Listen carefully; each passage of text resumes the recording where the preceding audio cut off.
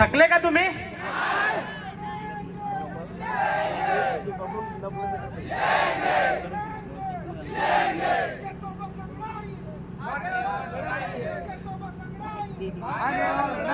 या राज्याच्या प्रशासनाला माझी विनंती आहे, थोडाशी फक्त आम्हाला एवढा वेळ तुम्ही दिलात तर अजून थोडासा वेळ द्या, 5 मिनिटं विनंती आहे ती. खरं तर आदिवासींचे धरती आबा बिरसा मुंडा या महाराष्ट्र राज्याचे आराध्य दैवत छत्रपती शिवाजी महाराज, राज्यघटनेचे शिल्पकार डॉक्टर बाबासाहेब आंबेडकर, चूल आणि मूल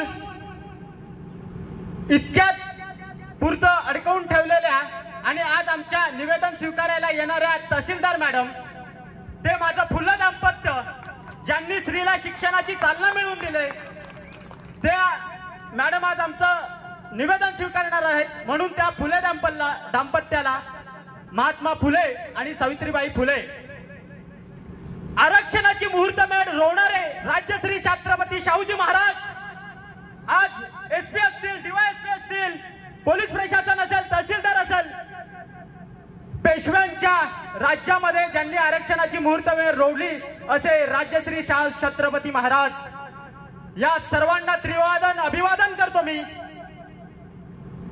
आज आपण या ठिकाणी जमलो, आम्हाला विनंती करायची आहे प्रशासनाला की आम्ही इथे आम्हाला वेळ नाही म्हणून जमलो नाही आहोत. तुमची भूमिका आम्ही समजू शकतो. आज आमच्यावरती इतका मोठा अन्याय झालेला आहे. 2014 ला या जिल्ह्याची निर्मिती झाली, त्या जिल्ह्यामध्ये पहिली तलाठी भरती झाली. तुम्हाला पण निदर्शनास आणू देतो मी, 25 सीट आजही ती रिक्त आहेत, पद आजही रिक्त आहेत. मेरिट लागलेली असताना त्या मुलांना नियुक्त्या मिळाल्या नाही. कोणामुळे मिळाल्या नाही? या बिगर आदिवासी हक्क समिती वाडा, सामाजिक विकास प्रबोधिनी वाडा, ओबीसी समाजामुळे नाही मिळाली. आमचा त्यांच्यावर राग रुसवे नाही, त्यांनी त्यांच्या हक्कासाठी लढावं ना, पण दुसऱ्यांना मिळालेल्या आरक्षणात टांग का आडवी टाकावी हा आमचा प्रश्न आहे. हे अनुसूचित क्षेत्र आहे, हे अनुसूचित क्षेत्र आहे मॅडम. मूलभूत हक्कामध्ये तरतूद आहे. कलम 19 मध्ये जाऊन वाचा. व्यापार संचार करण्याचं स्वातंत्र्य बिगर आदिवासींना या क्षेत्रामध्ये नाही. हे आमचे राईट्स आहेत, मूलभूत हक्क आहे. त्या मूलभूत हक्कांना कशी काय बगल दिली जाऊ शकते? तरी पण आमच्या इथे बहुसंख्य व्यापारी समाज हा बिगर आदिवासी आहे. आम्ही कधी अडवलं का? आमचा हा शांतता प्रिय आणि संस्कृती प्रिय समाज आहे. आम्ही कोणत्याही गोष्टी केल्या का चुकीच्या? आमचे 1-2 वक्ते बोलले असतील चुकीचे शब्द, मान्य करतो आम्ही, पण तो त्यांचा रोष आहे, तो त्यांचा राग आहे, हे लक्षात घ्या. कारण आमच्यावर अन्याय होतो, आमच्या मूलभूत हक्कांवर गदा आणली जाते. तुम्हीच सांगता संविधानाची पायमल्ली झाली नाही पाहिजे, मग त्या संविधानाच्या तरतुदींचं पण उल्लंघन झालं नाही पाहिजे तुमच्याकडून, आणि सर्रासपणे होतं. या भानुदास पालवेंनी जे उल्लंघन केलं ते काय केलंय? तुम्ही अॅट्रॉसिटी दाखल करणार आहात का? तुम्ही अॅट्रॉसिटी प्रशासन, आज पोलीस प्रशासन आहे, आम्ही आज निवेदन देतो, तुम्ही अॅट्रॉसिटी दाखल करणार का भानुदास पालवेंवर? कारण त्यांनी 5 ऑक्टोबर पर्यंत भरती प्रक्रिया करायची होती, त्यांनी मुलांना योग्य संदेश दिला नाही. आज तुम्ही ज्या पद्धतीने म्हणता की 6 वाजता बंद करायचा नव्हता, 10 वाजता बंद होणार होतं, तुम्ही जसे सांगता की कोऑपरेट करा, त्यावेळी आम्हाला प्रशासनाने कोऑपरेट केलं का? केलं का? नाही केलं ना. ही सुरुवात प्रशासनापासून होते. आज माझ्या हातात हे पत्र आहे, तुम्ही बघू शकता, सामान्य प्रशासन विभागाचं पत्र.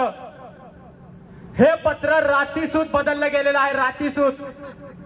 आमदार भुसारा साहेब असतील, माननीय झिरवा साहेब असतील, डॉक्टर दाभाडे सर असतील, राजेंद्र गावित साहेब असतील, किंवा राज्याचे आदिवासी विकास मंत्री गावित साहेब असतील, हे जेव्हा राज्याचे प्रमुख वकील, सरकारी वकील, महाधिवक्ता ऍडव्होकेट सराफ साहेबांना भेटले की बाबा हा स्टे कसा काय आणला, हायकोर्टामध्ये ज्यावेळी भेटले, हा स्टेचं पत्र कसं काय बाहेर काढलं, तुमचं मार्गदर्शन घेतलं का? राज्याच्या महाधिवक्त्यांचं स्टेटमेंट आहे या सर्वांसमोर की मला अशी कुठल्याही माझ्याकडून सूचना मागितल्या गेलेल्या नाहीत. बघा, हा परस्पर कारभार झालेला आहे. जर त्यांनी सरकारने सूचना मागितल्या असत्या तर मी त्यांना सांगितलं असतं की सरसकट भरतीवर स्टे आणू शकत नाही तुम्ही. आम्ही फक्त असं सांगितलं का भरती पूर्णत्वास नेणार नाही. हे वकिली स्टेटमेंट आहे. या स्टेटमेंट मध्ये भरती करू शकत होते 5 असे किंवा इतर आहेत तलाठी, परंतु शिक्षकांना ते नियुक्ती देऊ शकत होते. त्यांच्यावर दप्तर दिरंगाई कायद्यानुसार कारवाई करणार का शासन? महाराष्ट्र सेवा प्रवेश अधिनियमानुसार करणार का कारवाई? म्हणजे हे कायदे फक्त काय आदिवासीलाच लागू आहेत का? हा, सामान्य जनतेला लागू आहेत का? IAS लोकांना लागू नाही का? ह्या गोष्टी अत्यंत चुकीचीपणे घडतायत. आम्हाला पण कायदे कळायला लागलेत. आदिवासी शिकलाय म्हणून आज इथे उभा आहोत. आदिवासी शिकलाय, पुस्तकं शिकलाय, संविधान काय आहे हे माहिती आहे म्हणून इथे रस्त्यावर उभे आहोत. आम्हाला त्याच मूलभूत हक्कांमध्ये निशस्त्र जमण्याचे अधिकार आहेत. आम्ही शस्त्र घेऊन आलोत का इथे? ना आलोत ना. निशस्त्र जमण्याचे आम्हाला अधिकार आहेत आणि आम्हाला भाषण स्वातंत्र्य आणि विचार स्वातंत्र्य मांडण्याचे पण अधिकार आहेत. हे मूलभूत हक्कात आहेत. मला सांगा, आज लहान मुलं शिक्षणापासून वंचित राहत आहेत. शिक्षण हा मूलभूत हक्क कलम 21A मध्ये नमूद आहे. मग त्यांना मूलभूत हक्कापासून वंचित ठेवता.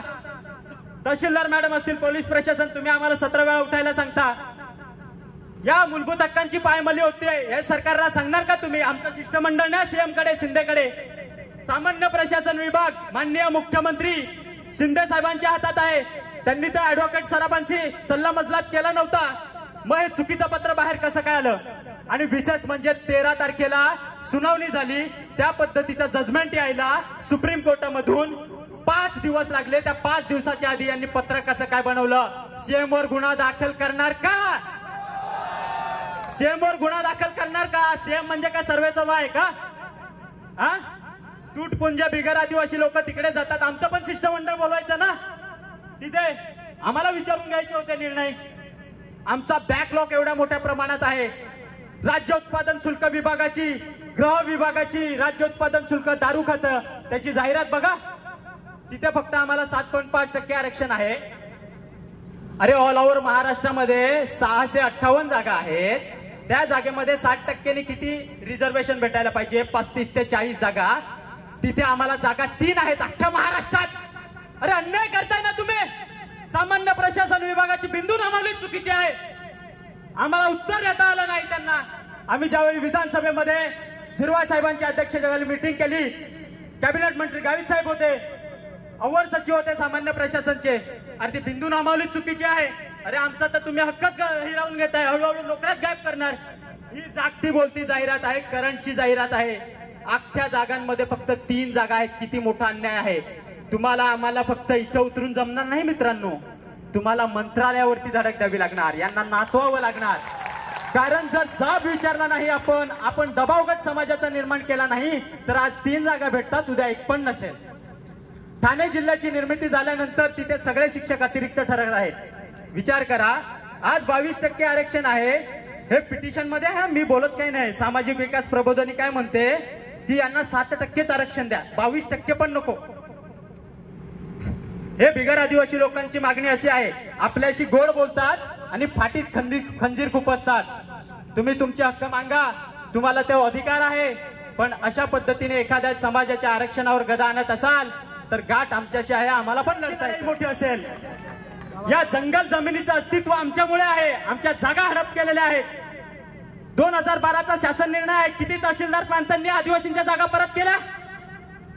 हे तर तहसीलदारांवरती गुन्हे दाखल पाहिजे शासन निर्णयाचं उल्लंघन म्हणून. कलम 36A आज आमच्या आदिवासींच्या सातबाऱ्यावर आहे, तरी रिडेव्हलपमेंटला टाकताय तुम्ही. या इथे आराखडा बनवलाय. अरे कोणाला विचारून बनवला तो? कोणाची जागा आहे? अनुसूचित क्षेत्रात ग्रामसभेला अधिकार आहे. ही नगरपंचायत अनलिगल आहे, अनलिगल. अनुसूचित क्षेत्रामध्ये नगरपंचायत स्थापन करता येत नाही आणि ती स्थापन करायची असेल तर केंद्रात पहिला कायदा बनवावा लागेल, तरच स्थापन करता येते. तुम्हाला किती मोठा अन्याय होतो बघा. इथे 17 नगरसेवक आहेत, त्याच्यातले 14 नगरसेवक आदिवासी आहेत. तुमची आदिवासी समाजाची मेजॉरिटी असताना बिगर आदिवासीचा नगराध्यक्ष बसतो कसा? तुमच्या स्वाभिमान गहाण ठेवलाय तुम्ही. स्वाभिमान गहाण ठेवलाय, तिथे आदिवासी वाचला पाहिजे. म्हणजे लक्षात घ्या, ज्या दिवशी तुमचं आरक्षण जाणार त्या दिवशी तुटपुंजे लोक तुमचं नेतृत्व करणार. आणि झालेली परिस्थिती ती. आता तुम्हाला इथे सगळा युवक समाज आहे, सगळा युवा आहे. हा युवा शिक्षित आहे, तुम्हाला समजलं पाहिजे. मतदान तुम्ही विकलं तर तुम्हाला याच परिस्थितीला सामोरं जावं लागेल. त्यामुळे मतदान विकू नका. लोकशाही या देशामध्ये आहे ना, तर लोकशाही, खरी लोकशाही काय असते ती तुम्ही दाखवून दे. पैसा पुढे चांगलं नेतृत्व निर्माण करा आणि त्यांना विजयी करा, त्यांच्या मानगुटीवर बसा. आज पेशा कायद्यामध्ये स्पष्ट तरतूद आहे की अनुसूचित क्षेत्रामधील प्रशासनासंबंधी कायदा बनवण्याचा अधिकार विधानमंडळाला दिलाय आणि तो पण 6 शेड्यूल नुसार दिलाय. 6व्या अनुसूचीनुसार. 5व्याचा विषय सोडू आपण, आपल्याला 5वी लागू आहे. पण नोकरी संबंधी प्रशासनासंबंधी कायदा बनवण्याचा अधिकार विधिमंडळाला दिलेला आहे. आजपर्यंत का बनवला नाही? मग आता पण आपण 25 नाही तर 27 आमदार आपले कार्यरत आहेत. 25 रिझर्व आहेत. एक ओपन सीटवर आलेले आहेत भीमराव केराम साहेब आणि 27वे आमदार आहेत ते विधान परिषदेचे आमदार आमशादादा पाडवी.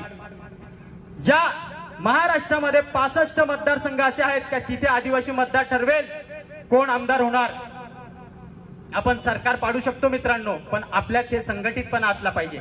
आपण पक्षापार्ट्या विसरल्या पाहिजेत आणि समाजाच्या हितासाठी कधी आपण संघटित राहिलं पाहिजे. सांगायचा मूळ मुद्दा आहे, उशीर खूप झालेला आहे. तुम्ही इथे आलात, तुमच्यामध्ये जी अस्तित्वाची लढाई निर्माण करण्याची ताकद इथे ज्वाला पेटलेली आहे ती अशीच ठेवत ठेवा.